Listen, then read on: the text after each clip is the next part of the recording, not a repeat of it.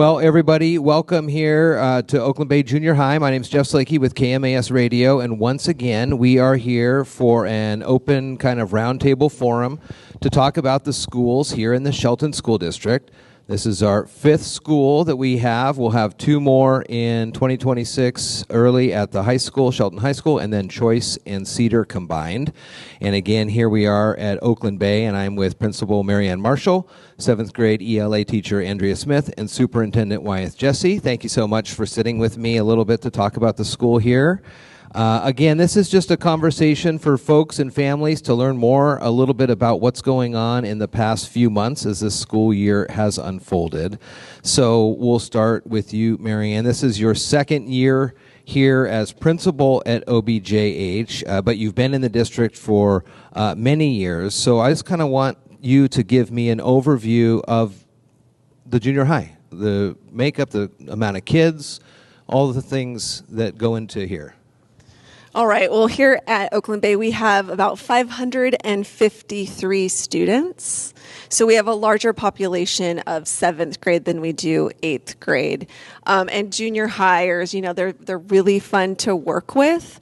But one of the things that we focus in on here at the Bay is making our routines predictable, and we teach those routines so students know what it looks like and sounds like to be successful, not only in our common areas, but inside of our classrooms. And that's a big focus here at the Bay this year, is that shared responsibility. We don't work in silos, that it takes every single person to do this job.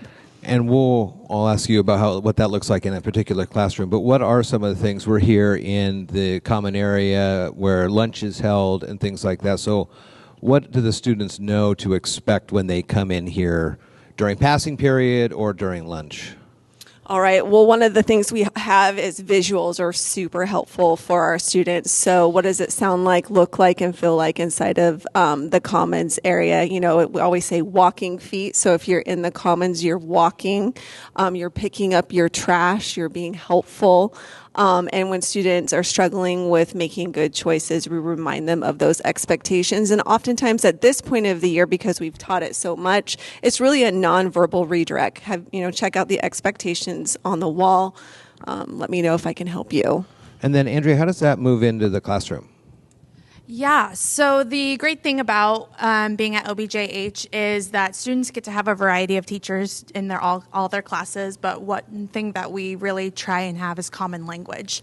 So students know that when they come into the classroom, there's a do now activity up on the board. That's something that they can get their brain working, something they do right away. They know where their materials are in each of their classes, and we teach the expectations in advisory. And we're going to do a reteach again in January. And where had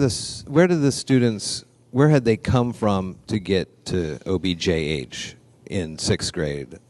Like location-wise? Yeah. So we have students that come to us from Olympic Middle School, but we also have a feeder school, our Southside students. So we have 8th graders that come in from Southside. Okay.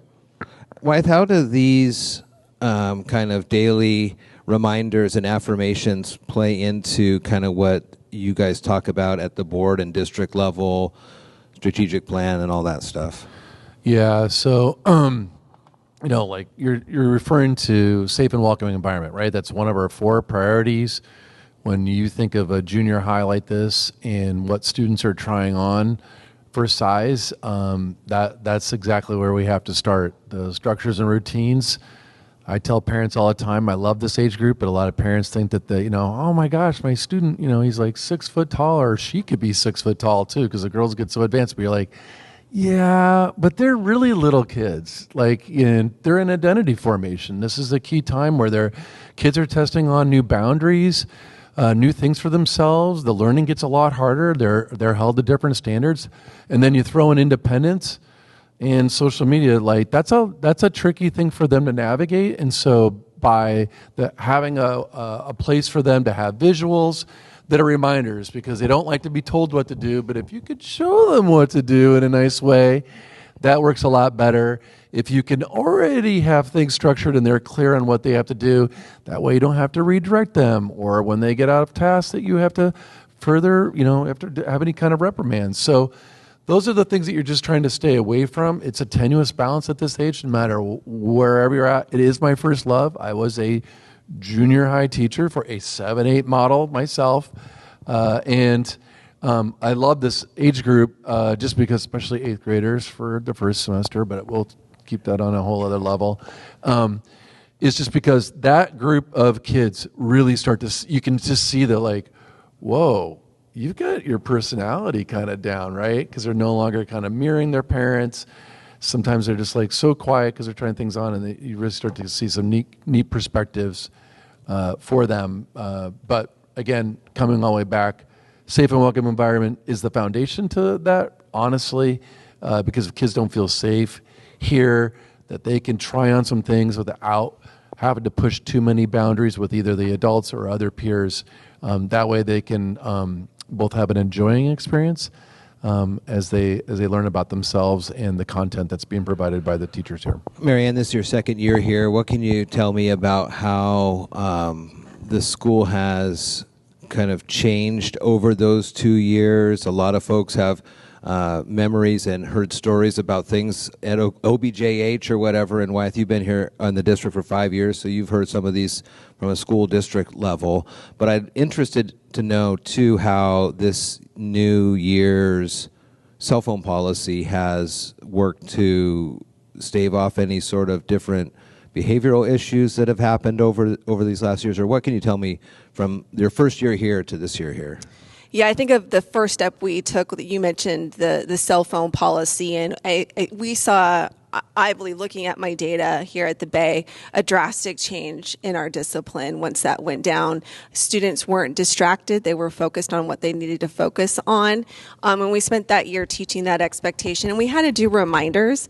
And so as we go into the second year of no cell phones, we're always going to have to remind students, but it's just the way we do things at the Bay.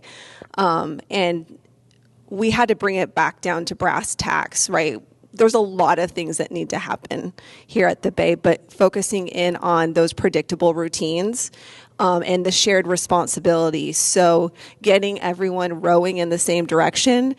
So our focus is on predictable routines as it relates to entering the classroom. What does that look like? So students come in, teachers are at the door, they have their microphone on, they're sharing with students what they need to do, the do now, and then we have the exit, right? So that's where we've started as a staff, and we just had a staff meeting the other day where we came back and we looked at our shared commitments. What does that look like right now, and then how do we need to refine that when we come back in January and reteach everything? So I think it was just press pause, let's look at our data. What are our families telling us? What are our students telling us? And let's just focus in on a few things and do that well. So that was the cell phone policy started here last year and Yes. then implemented district-wide at the beginning of this school year for the high school and others. Can I jump in Please. quickly about the cell phone? So 2 years ago, I worked at OMS, Okay. and they had the cell phone policy in place. And one thing that's really exciting about the 7th graders this year is it didn't even feel like that big of an ask for them to put their cell phones away, because this was the 3rd year they have been told this. So the unification between OMS and OBJH, I felt like it was pretty seamless because they were told the same thing. The expectation was the same. So they really rose to the challenge. And at the beginning of the year, it wasn't a huge ask of them. And that's kind of what we've talked about at all these other elementary schools. They all have unique attributes that make them special, but the way the learning progresses over the years really funnels them into when they get here, they know what the expectations are. When they get to the high school, they'll know when they get there.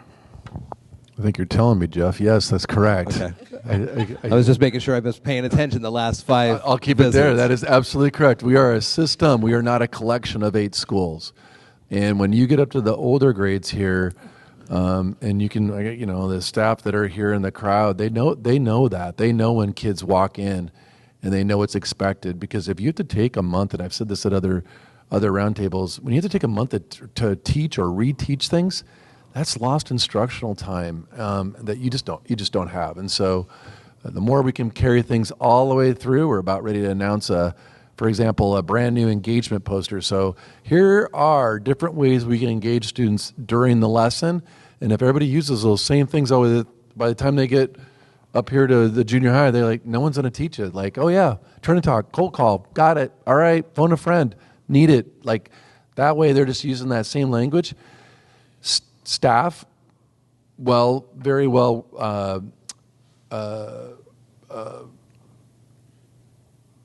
they are correct. They are correct in that, like, we don't have enough time. But if you waste a lot of time having to teach just basic structures and routines, you can't get to the content.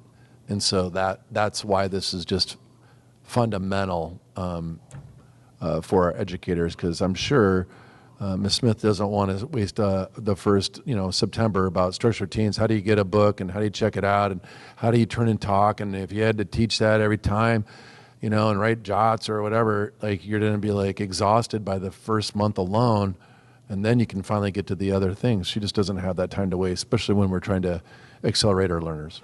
Let's talk about the classroom a little bit more. And when they come in, they see their Do Now project. After that's concluded, what are the next steps that you go through on a daily basis? What are some of the, books or different levels of reading that you're seeing as a seventh grader comes into the classroom? And then what are you hoping to expect as they leave your classroom and move into eighth grade over the summer?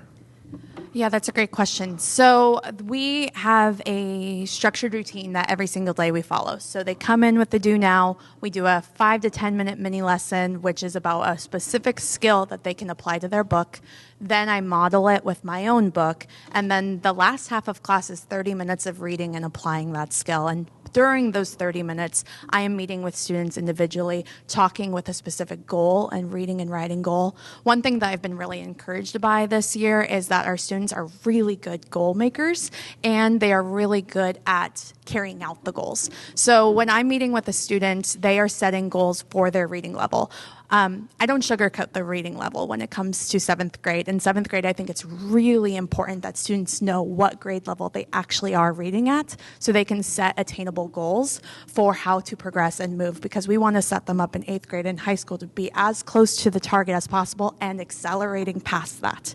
And so students know what level they are reading at, and depending on what level they're reading at, we are giving them attainable next steps in their books. So most of my students are reading a lot of fantasy, adventure, science fiction, and as we are reading together, depending on what their reading level is, they are all doing the same skills of finding theme, central idea, textual evidence, and we're seeing it in their scores and in their essays. They know how to communicate what they're reading. In addition to ELA, what are the other classes that the students go through here on a daily basis? Math, science, or whatever?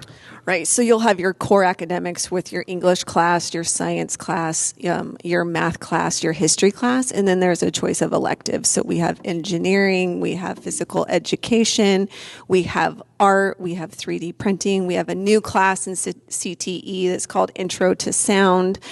So it teaches kids how to do like audio work over video, which is really cool. So they just have a circled table of choices, whether that's, and we also offer band. So we have advanced band and beginning band. And how do this kind of the same goals and guidelines in an ELA class that Andrea has move into those other, how's the structure in those other classes?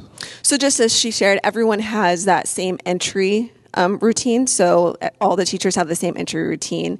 It might look different class to class depending on what materials they need to come in and get, but they'll come in, they'll sit down, they'll do their Do Now, and then they'll go into that 10 to 12 minute of instruction time, and then they'll do what we do, just like ELA does, and then release the students to practice that skill. Wyeth mentioned this a little bit, but this age group, 7th, 8th graders, they are starting to really come into their own, find their own independence. How do you, as a staff, work to encourage themselves to have that independence and kind of find their voice, while at the same time, I guess, respecting the overall kind of social norms and rules that you would want in a school? I think with junior high students, and this could be students just in general, right, is building that relationship. And what I find with junior hires is that to be a great listener, right? So giving them their opportunity to say, okay, what happened? Give me context around what happened in that situation. But then we bring it back, right, to our student handbook, to our rules. So it's really important you give the student an opportunity to tell their story, but then you bring it back to the expectations every time. And are these something that you go over in that first couple days of school, right when they get in, the expectations, the rule books or the guidebooks and things like that? Yeah, so the first week of school, we chunked the information out and went through the student handbook with the students and gave them time to ask questions. And then we had them take those student handbooks home. Parents went through them, signed them, and they returned. And then when there's long breaks, like we're going on a winter break, we will come back and we'll go back and refresh and go over those again. We have, like you mentioned here, a larger seventh grade population. How does that change any of the adjustments that you have coming in here? One of the major adjustments that we made is before we had 3 lunches, and so we took it back down to 2 lunches. And so we'll have that first lunch and then a 25-minute break, and then we go into our next lunch. We try to keep one side of the building is 8th grade, the other side is 7th grade. Of course, they're going to cross over, but reducing the amount of time that the 8th grade and 7th grade are interacting with each other throughout the day so they can build that community.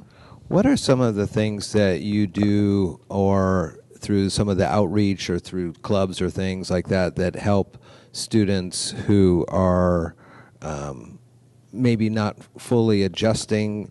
We've been in for a few months now, so maybe it's starting to settle down. But in those first couple months of a new school, a new whole system, it can be overwhelming and sometimes hard for students to kind of get into a groove, into a routine. If there is the need for someone to talk to or something like that, how does that work? So our counselors will go in and introduce themselves and share with students during our advisory time how they can reach out. But the first step that the admin team made is we built the relationship with our students coming from Olympic Middle School. So Miss G and I, my assistant principal, we went down to OMS and we hung out at lunch. We went inside of the classrooms. We got to know the students before they came here. And then we met with the admin there. We talked about students. What are their strengths? What are things that they still need to work on? And so those students that came from Olympic Middle School that might need that extra bit of attention, we reached out to their families. We had them come in. We met the students early. So if it was just like they were overwhelmed by the school and how large it is, we brought them in. We did a tour. We had them meet their teachers early. So we got in front of it before the actual first day of school. Wyeth, you said this 7th, 8th is your favorite. So when you come and do your site visits and you're walking around, what are some of the things that either remind you of how the kids were when you were teaching, and then also some of the good things that you're seeing around this school? I don't know. There's probably like a dozen fans I got here. Like they they want to get into a conversation with me about all sorts of things. Like I've been not like a real fan, but like, hey, I want to have a conversation with you about something they're very interested in.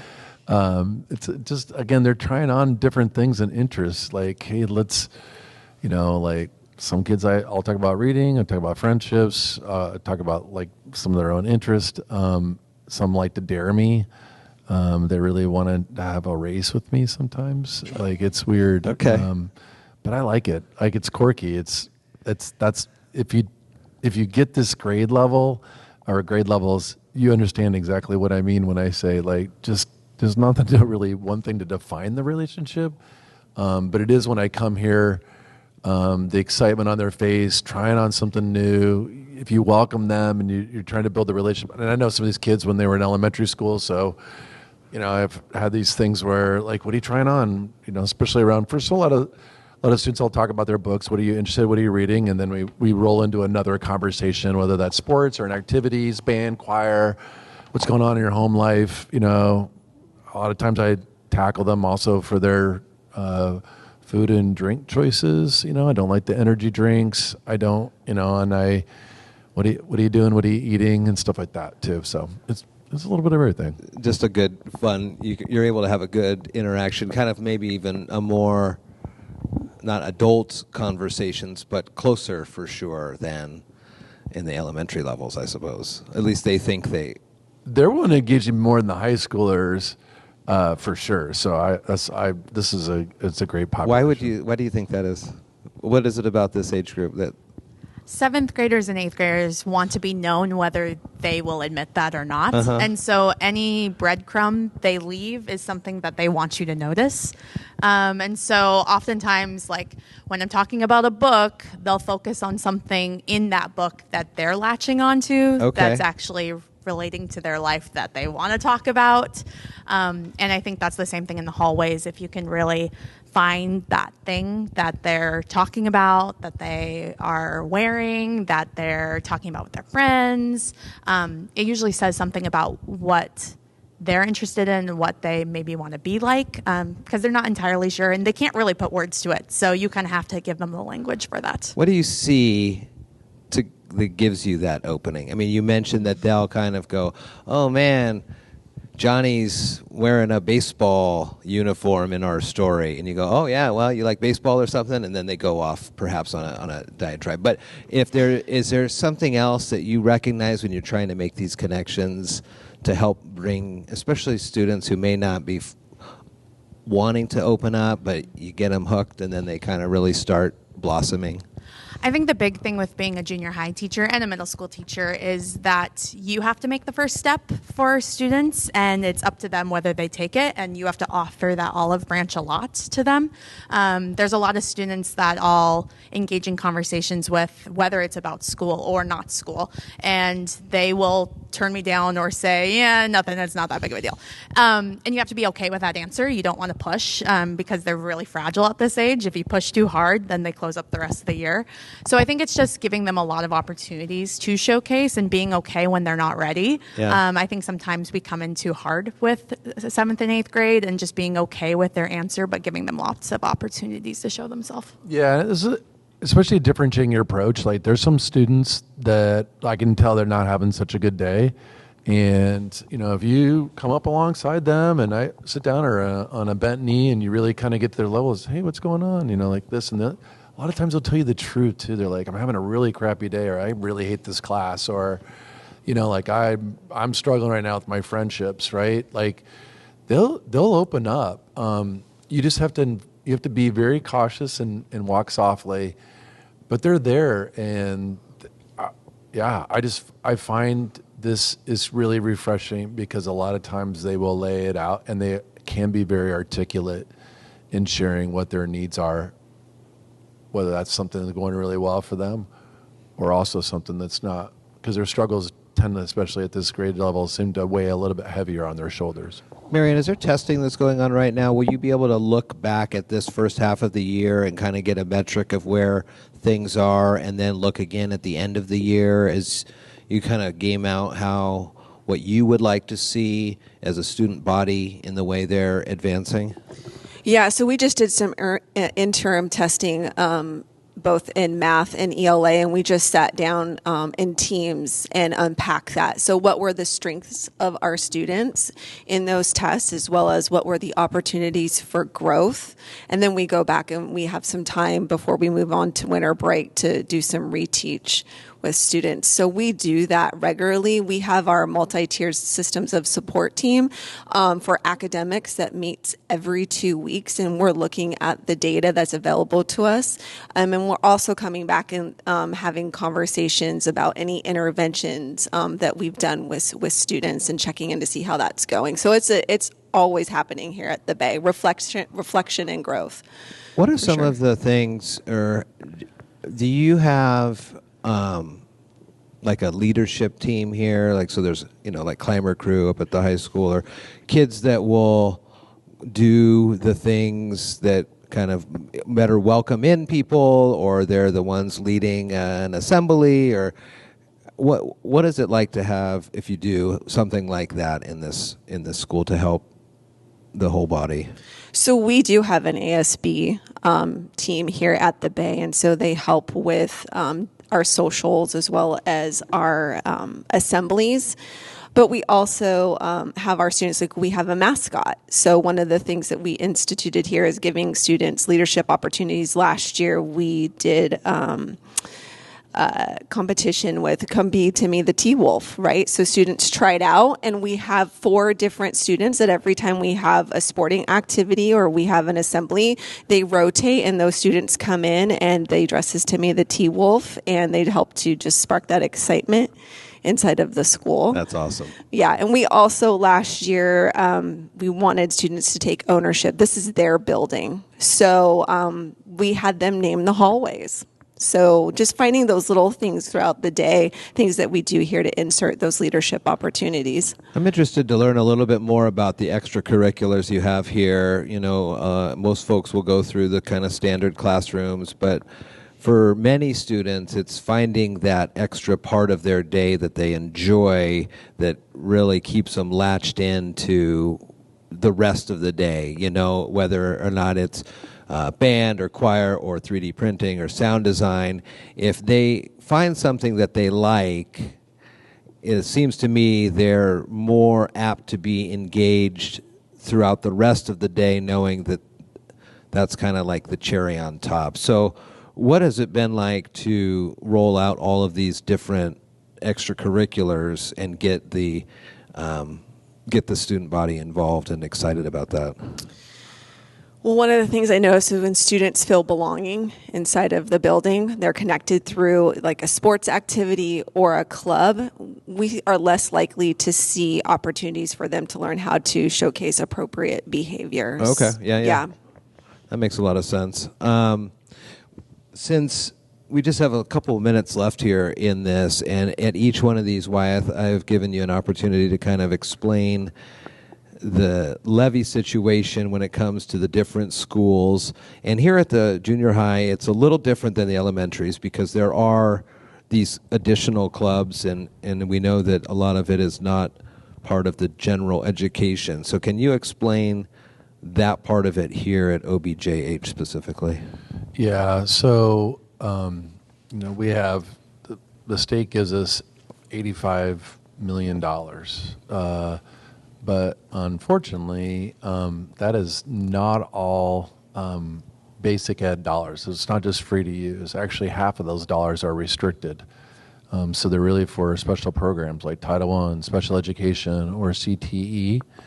And then 12.5% come from the levy and the levy match. So the levy is, intensive purposes is really $10 million, and 10 million out of 85 is a lot. It funds an incredible number of things for them. It's whether you're going to have extra opportunities for band, and they go on to trips. It's the clubs that they have here.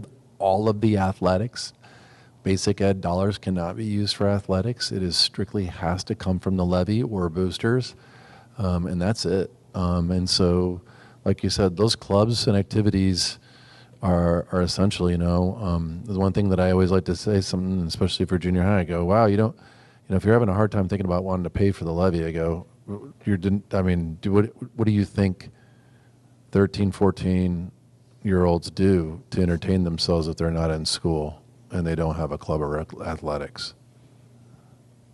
And that's when you make that like really squirmish looking emoji. Right, you're like, I don't know, but I don't want to know, right? And so, and I do. I happen to know. That was, like, having worked with, this population for, now 25 years. That does not lead to good outcomes. They will entertain themselves, as we like to say, whether in school or out of school. And if you're not giving them, again, those structured routines, a way to make connections, try on their social skills. They are social human beings. They'll try some other things out, and for some students that is just right here, they will literally throw rocks right through windows. We had over $100,000 worth of damage last year. I'm not trying to identify that particular student or a former student, but I am trying to say is, a lot of kids, again, come from traumatic backgrounds. They have a hard time dealing with things. We want them to develop pro-social skills. Clubs and athletics are to me, my own professional opinion, are the best areas to develop social skills.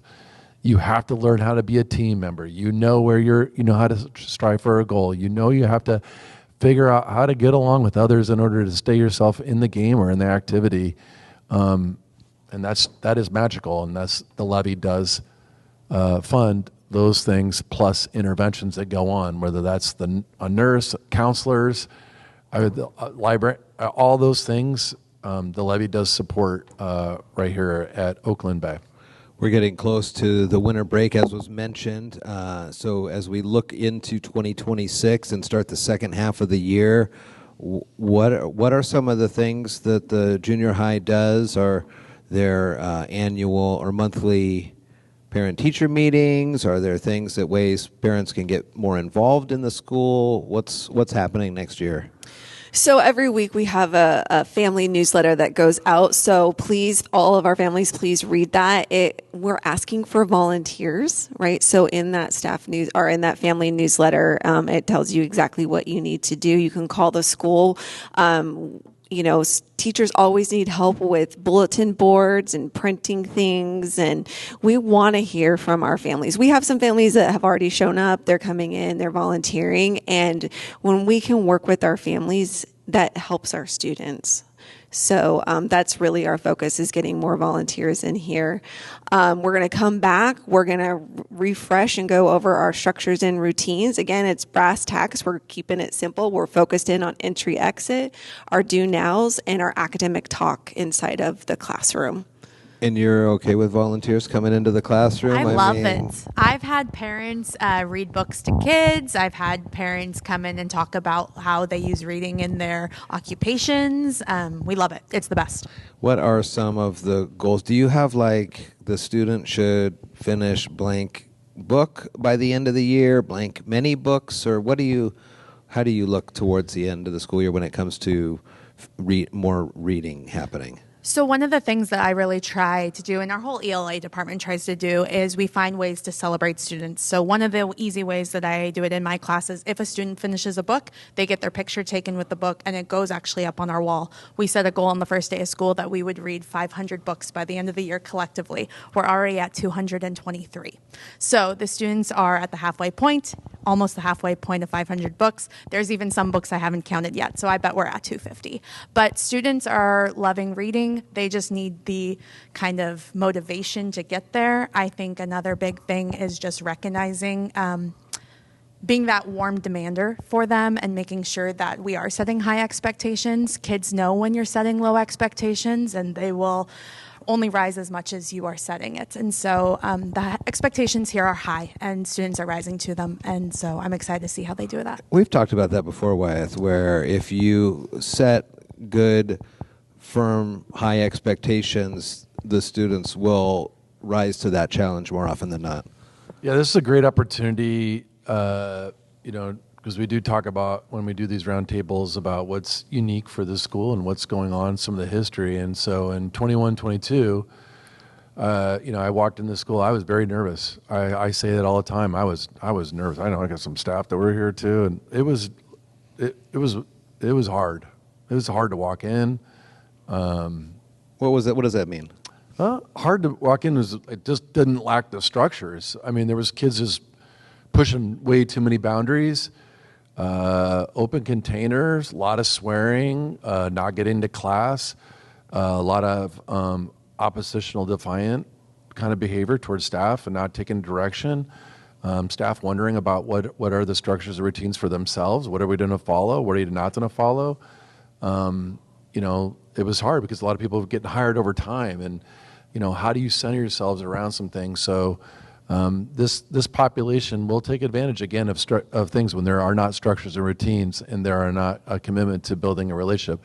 This building has been transformed. I invite anyone who's listening to come here to the Bay and check it out for yourself. When I got here, there was not a week that went by for the first 3 years of being in this district that I did not get an email about OBJH. flat out. I do not get those emails anymore. I don't get any of those emails, or phone calls. In fact, actually, what I get to do is come out here and see all the great work the staff have done in combination with the students. It is the lunchroom totally transformed. That was also a nervous place that I would just be nervous. Kids are up making a mess, like staff just trying to even get their attention, had to really raise their voice. Those are things that you just don't want. This place is so different. I come here, lunch is very pleasant. You could come down and sit and have a lunch with them and enjoy yourself. It's really nice. You go walk through the halls. Kids are going where they're at. Staff, I just was here last week. Staff are working, teaming together, right on a couple of kids that needed it. They weren't angry, but they just, they're kind of fidgety, forgetting things, typical for this age group. Working, troubleshooting a couple things so it just didn't get out of control. Way more preventative, way more on it. When you walk in the class, there's a do now task. Kids are engaged in learning. So, and the staff have worked on commitments. Here's our procedures that we had to follow. It's really nice for them to know too, to go, oh, okay, so this is what my part is. Then I know when I have an issue, I know where to hand that off to so that it can get addressed. So those are beautiful things that are going on in the Bay. And I will just reiterate, come check it out. Walk the hallways, see what's going on. When the board directors come here, they're like, oh yeah, this is really transformed. I see what's going on here. I see the efforts because they've sent their kids here, and I continue to invite others because whatever somebody who's listening thought of the reputation here just even 5 years ago, this is not the same school. And I invite you to put a smile on your face, think of really good things about OBJH because there are really good things going on here for kids up and down the hallways, both floors, all over, every classroom, that I think is just so much better. It's a place that should operate with a lot of pride.